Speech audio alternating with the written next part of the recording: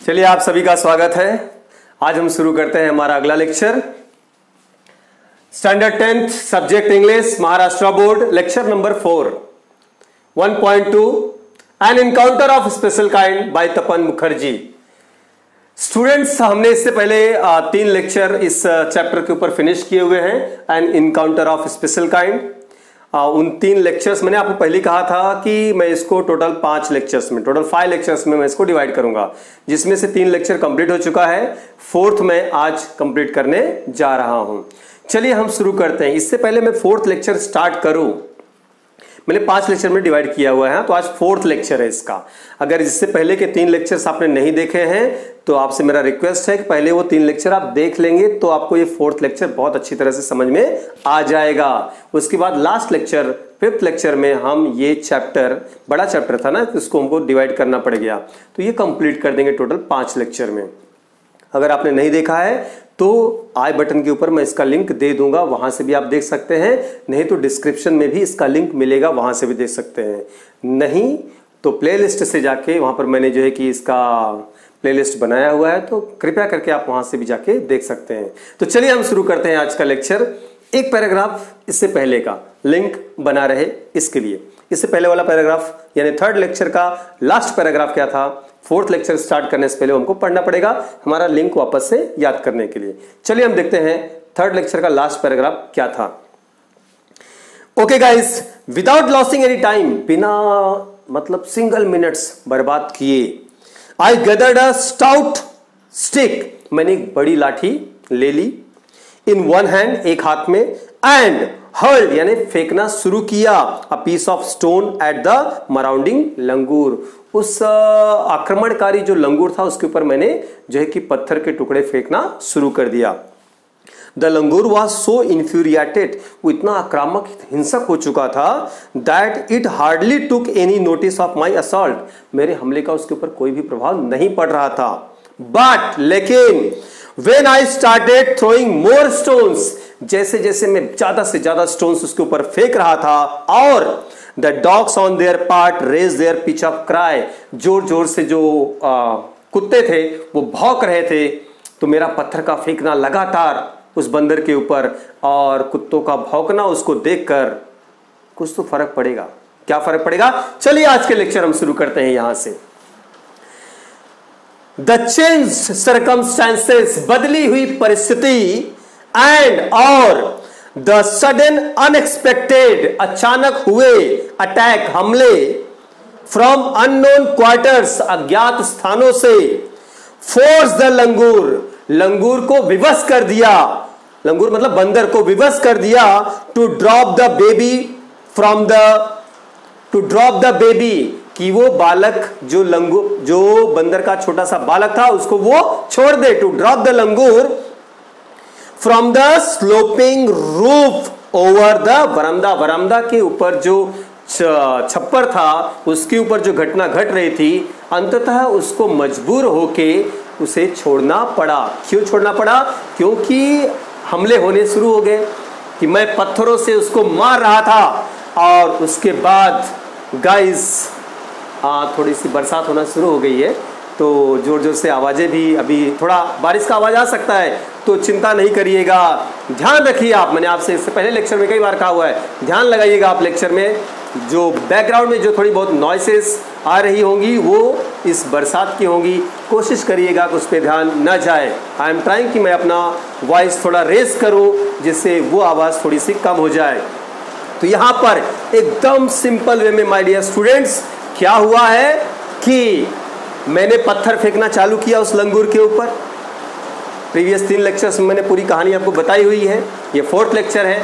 मैं पत्थर फेंक रहा हूं उस लंगूर के ऊपर, और जो कुत्ते थे वो भौंक रहे थे उसको देख देख के।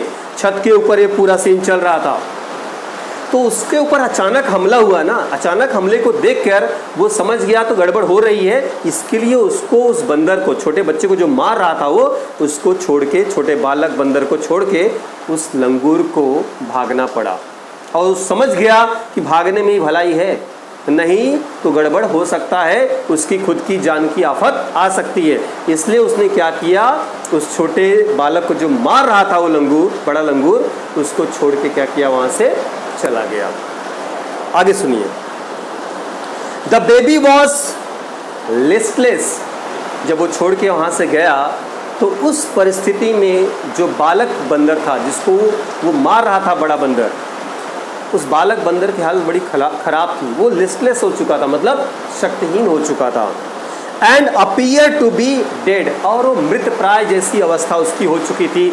ऐसा लग रहा था कि उसकी हालत क्या है, लगभग खराब हो चुकी थी। परिस्थिति बहुत गंभीर थी उस बालक के लिए। As its body started to slide down, मेरे बच्चे जरा आप ध्यान सुनिए। अब छत के ऊपर था, छत के ऊपर वो बड़ा बंदर उस छोटे बंदर को मार रहा था, बालक बंदर को। तो जैसे जैसे अब छत से अब छोड़ के वो चला गया तो ये पूरी तरह से मतलब इसकी हालत खराब थी ना, मतलब ये मतलब होश में तो था ही नहीं, वो पूरी तरह से कंडीशन खराब थी।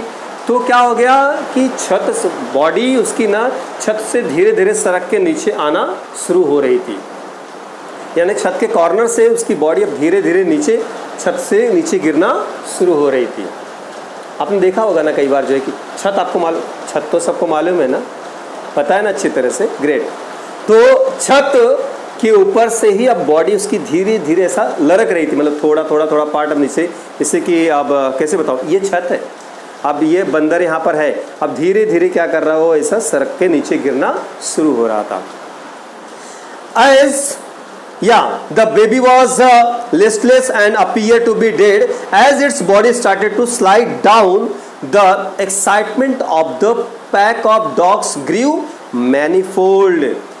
देखो, the excitement of pack of dogs grew manifold. Manifold मतलब कई गुना बढ़ जाना। जैसे जैसे उसकी बॉडी नीचे नीचे गिर रही थी, वैसे वैसे जो नीचे कुत्ते खड़े थे उनका एक्साइटमेंट बढ़ रहा था। बढ़िया है, अच्छा है, नीचे गिर। तो सोचिए, एक तरफ उस बेचारे की ऐसी हालत कि वो मृत प्राय हो चुका है, उसको खुद का ही होश नहीं है, वो मतलब पूरी तरह से कंडीशन खराब है, वो नीचे गिर रहा है। तो उसको नीचे गिरते हुए देखकर, नीचे सरकते हुए देखकर, नीचे जो कुत्ते खड़े थे छत के नीचे, वो बहुत खुश हो रहे थे। क्यों खुश हो रहे थे? ऐसा क्या उनको मिलने वाला था? आप समझ गए होंगे कि वो नीचे आएगा तो ये उसको मार के खाएंगे। बड़ी दुर्दशा है। यस, पैक ऑफ डॉग्स जो थे उनका एक्साइटमेंट बढ़ चुका था, ग्रीव मैनीफोल्ड, कई गुना बढ़ चुका था। एट द प्रोस्पेक्ट, ये उम्मीद पर की, of a good kill and meal, कि उनको आज अच्छा बेहतरीन भोजन मिलने वाला है, कि ये बालक बंदर नीचे गिरेगा और ये सब उसके ऊपर टूट पड़ेंगे और जिसके पास जितना आएगा वो लेके निकल जाएगा। यानी आप समझिए कि एक तरफ वो बच्चा मतलब असहाय, मतलब निष्प्राण हो चुका था, वो वहां से गिर रहा था, नीचे गिर रहा था कि बस अब वो खत्म होने वाला है, और दूसरी तरफ नीचे एक तरफ उसकी जान वहां से बची है किसी तरह से, जो है कि ये राइटर ने पत्थरों से मारा तो कैसा वो छोड़ छाड़ के भागा है, वो बड़ा बंदर जो आक्रमणकारी बंदर था जो उसको मार रहा था, उससे तो कैसे कैसे उस बेचारे की जान बची। अब ये लोग जो है ताक लगाए हुए हैं कि भाई तू वहां से आ, हम देख लेते हैं तेरे को। ये कई बार ऐसी परिस्थितियां होती हैं कि हम एक जंजाल से छूटते नहीं कि दूसरा जंजाल हमको घेरने के लिए तैयार रहता है। तो डरने वाली बात नहीं है, हिम्मत है इंसान को हिम्मत करना चाहिए। इंसान मतलब प्राणी, यहाँ पर मैं वर्ड सही ले लूँ, प्राणी, चाहे वो जानवर हो या फिर इंसान हो, हमें मेहनत करनी चाहिए। हमें उम्मीद का दामन कभी भी छोड़ना नहीं चाहिए। उम्मीद पे ही सारी दुनिया टिकी हुई है और उम्मीद रखे रहना चाहिए कि हाँ, हम मतलब कि आगे बेहतरीन करने वाले हैं। अगर हमने उम्मीद का दामन छोड़ दिया तो गड़बड़ हो जाएगी। तो यहाँ पर मैंने ऐसा क्यों कहा, ये उम्मीद शब्द यहाँ पर क्यों लेके आया? एक तो बेचारा जो है कि वहां से वो गिर रहा था, मालूम है, यह नीचे कुत्ते भी खड़े हुए थे, तो राइटर तो उसको बचा रहा था ना, राइटर उसको बचाने में लगा हुआ था। तो राइटर ने अभी भी मतलब भले परिस्थिति चाहे जैसी हो, उम्मीद नहीं छोड़ी, उसको बचाने के पीछे राइटर लगा हुआ है कि पहले तो उसने जो है इस बड़े बंदर से बचाया, अब देखिए राइटर यहाँ इन कुत्तों से भी उसको बचाने वाला है। कैसे? देखिएगा ध्यान से। Keeping the dogs at bay. Yes, bay मतलब यहां पर भौंकना हो जाता है। कुत्तों की उस भौंकने की आवाज से, मतलब भौंकाहट से जो भौंक के कुत्ते डरा रहे हो, वो परिस्थिति से उसके ऊपर जो है कि हमला करने की ताक में बैठे हुए हैं, उससे बे विद द स्टिक, मतलब उस हमले से बचाया राइटर ने। कैसा? राइटर के पास देखो एक लाठी थी, राइटर ने सबसे पहले एक लाठी हाथ में उठा लिया था। मैंने पिछले लेक्चर में बताया था लाठी का कमाल, दादा के बारे में मैंने आपको बताया था। तो लाठी तो उठा लिया था, और लाठी उठाने के उपरांत तो लाठी तो अभी भी उसके पास थी, तो उसी लाठी की मदद से इन कुत्तों को राइटर ने क्या किया? भगाया कि भैया अब काम करो, तुम लोग निकलो यहां से। लाठी से उन कुत्तों को भगा दिया राइटर ने वहां से। और भगाने के बाद I manage to catch hold of the baby langur, और वहां से जो सड़क के गिर रहा था, I manage to control the baby langur still just at it, जैसे ही वो tipped over the edge of the tiled roof, जैसे ही वो छत से नीचे गिरने लगा, मैंने क्या किया कि पहली बात तो मैंने इन कुत्तों को जो है कि इस लाठी की मदद से भगा दिया। उसके बाद मैंने किसी तरह से उस बंदर का क्या किया? पूंछ पकड़ ली। उस बालक बंदर की क्या की? पूंछ पकड़ ली, और पूंछ पकड़ के उसको नीचे जमीन से गिरने से बचा लिया। किसी तरह से राइटर ने मैनेज कर लिया। यानी तपन मुखर्जी ने कहीं ना कहीं उम्मीद का दामन नहीं छोड़ा था, और जिसकी वजह से क्या किया? उन्होंने उसकी जान बचा ली, उसको जमीन पे नीचे नहीं गिरने दिया। कुत्तों से तो बचाया ही, प्लस जमीन पर भी नीचे नहीं गिरने दिया। गिरते हुए उस छोटे से बंदर की पूंछ को उन्होंने, छत से जो गिर रहा था बंदर, उसकी पूंछ को पकड़ने में कामयाब हो गए। आगे, द बेबी अपीयर्ड इनर्ट, मतलब वो निश्चल हो गया था, मतलब निष्प्राण हो गया था लगभग, एंड लाइफलेस, मतलब ऐसा लग रहा था उसके अंदर जीवन नहीं बचा हुआ है। It was indeed a male baby, वो नर बालक था, वो मेल बेबी था। वो मैंने आपसे पहले भी हमने डिस्कस किया था कि वो नर बेबी था। तो इस तरह से राइटर ने उस निष्प्राण लगभग मतलब अपना जान लगभग खो चुका है, अपना जीवन लगभग खो चुका है, किसी तरह इसको बचा पाने में राइटर सक्षम रहे। आगे सुनिएगा। बाय दिस टाइम, इतने में ये सब घटनाएं हो रही थी, जो इतने में माय पेरेंट्स, मतलब तपन मुखर्जी के पेरेंट्स, राइटर के parents, and sister had come out on the वरांडा, मतलब ये सब घटनाएं हो रही थी जो कि तपन मुखर्जी आके वहां पर उस मतलब बड़े बंदर को पत्थर से मार भगाते हैं, और उसके बाद एक गिरते हुए इस बालक को किस तरह से छोटे बंदर को बचाते हैं। ये सारी घटनाएं तपन मुखर्जी के जो पेरेंट्स थे, उनके सिस्टर थी, ये सब लोग बरामदे में आकर देख रहे थे। And they are witnessing my rescue operation, rescue यानी बचाव, ऑपरेशन यानी कार्य, यहां पर रेस्क्यू ऑपरेशन, बचाव कार्य यहां पर क्या कर रहे थे? वो देख रहे थे किस तरह से तपन मुखर्जी ने पूरी हिम्मत के साथ उस बालक बंदर को बचाया था। ये सारी घटना उनके पेरेंट्स वहां पर देख रहे थे। Some of our neighbors had also gathered, gathered मतलब इकट्ठा होना, मेरे कुछ और जो पड़ोसी थे वो भी इकट्ठा हो चुके थे इन द डिस्टेंस, कुछ दूरी पर, वहां पर वो भी इकट्ठा होके जमा होके सब सारी घटनाएं देख रहे थे। I took the baby langur to our backyard, मैंने बगीचे के पीछे का जो जगह था वहां पर इस छोटे से बंदर को लेकर गया। एंड जेंटली लेड हिम, और उसको सुला दिया, लेड हिम, उसको सुला दिया आराम से, ऑन द फ्लोर इनसाइड, जो फ्लोर था फ्लोर के ऊपर मैंने उसको सुला दिया, इनसाइड यानी अंदर, किसके अंदर? द पोल्ट्री कूप, यानी मुर्गी का दरबा, जो मुर्गी का यानी दरबा रहता है, मतलब स्थान रहता है, जो उसके रहने का स्थान था, मुर्गियों के रहने का जो एक दरबा बना हुआ था, उसी के अंदर ही मैं इस छोटे से बालक को, बंदर को लेकर गया, और उसको वहां पर क्या किया? आराम से सुला दिया, अर्थात लिटा दिया उसको। His body was full of deep bite marks and scratches, deep bite मतलब उसको काटा, बाइट यानी काटा हुआ था, मतलब उस बड़े बंदर ने ना उस छोटे से बालक को ना मजबूत, मतलब उसको काटा था दांतों से, तो डीप यानी गहरा घाव बना दिया था। Deep bite marks and scratches, और कई स्क्रैचेस यानी नाखून से खींचा हुआ था, उसका पूरा ऐसा लग रहा था कि उसको पूरा नाखून से ऐसा खींचा गया था। उसका बॉडी पूरा ना स्क्रैचेस आ गए थे, बॉडी के ऊपर पड़ गए थे और उसके ऊपर काटने का भी निशान बहुत सारे उसके ऊपर लगे हुए थे। स्थिति बड़ी दयनीय थी उस छोटे बालक की। ब्लड वॉज ओजिंग, ओजिंग यानी रिसना, मतलब खून जो है, ब्लड निकल रहा था from some of the wounds, wounds यानी घाव, बहुत सारे घाव से उसके जो खून के रिसाव हो रहे थे, यानी ब्लड बह रहा था उस छोटे बालक के शरीर से। द बेबी रिमेन मोशनलेस, यहां पर अभी तक बालक के अंदर जो है कि मतलब बोलते नहीं क्या, मोशनलेस यानी मोशन, गति नहीं आ रही थी वहां पर, बिल्कुल भी अभी तक उसके अंदर हलचल कुछ भी नहीं थी, क्योंकि उसकी हालत बड़ी खराब थी।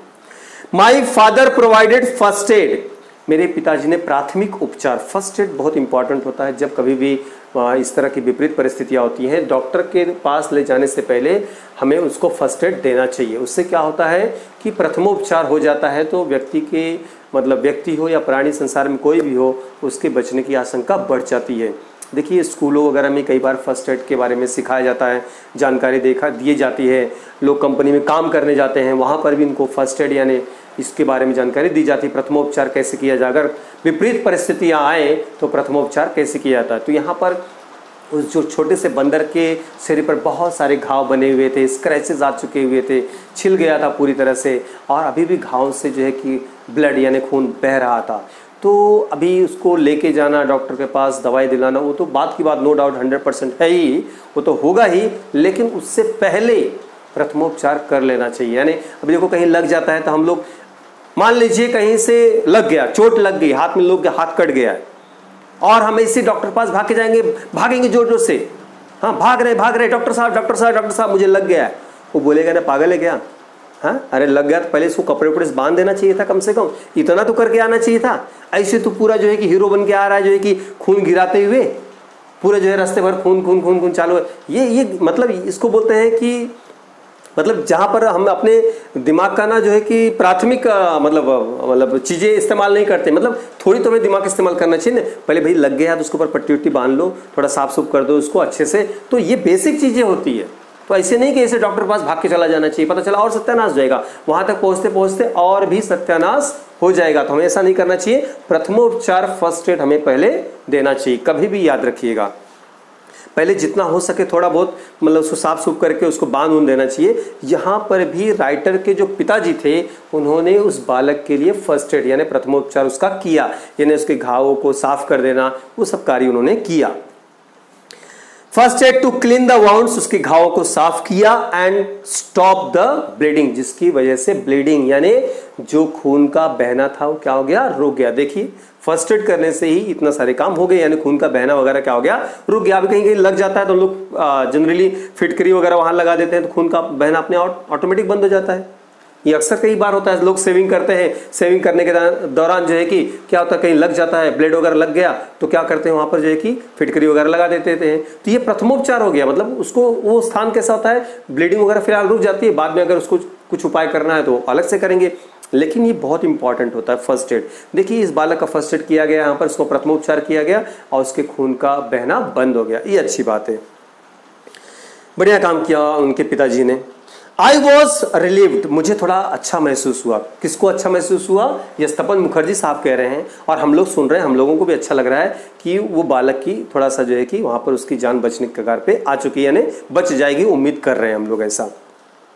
तो आई वॉज रिलीव्ड यानी तपन मुखर्जी कहते हैं मुझे थोड़ा राहत महसूस हुई, to find out that the baby was breathing, कि वो देख कर कि अभी भी उसकी सांसें चल रही थी। ब्रीदिंग यानी उस बालक की सांसें अभी भी चल रही थी। इतना वो मतलब इतने ज़्यादा उसके ऊपर जो है कि उसको स्क्रैच किए गए थे, उसको घाव दिए गए थे, मारा गया था उसको, लेकिन फिर भी अच्छा था, हिम्मती था वो बालक, अभी भी उसकी सांसें, वो लड़ रहा था अपने आप से, अभी भी उसकी सांसें चल रही थी। याद रहे कि जब तक आप नहीं चाहोगे खुदा भी आपके ऊपर हाथ नहीं लगा सकता है, अर्थात वो तो वैसे भी नहीं लगाता है, लेकिन मतलब कहते नहीं क्या कि यमराज आते हैं लेके जाते हैं, कुछ नहीं।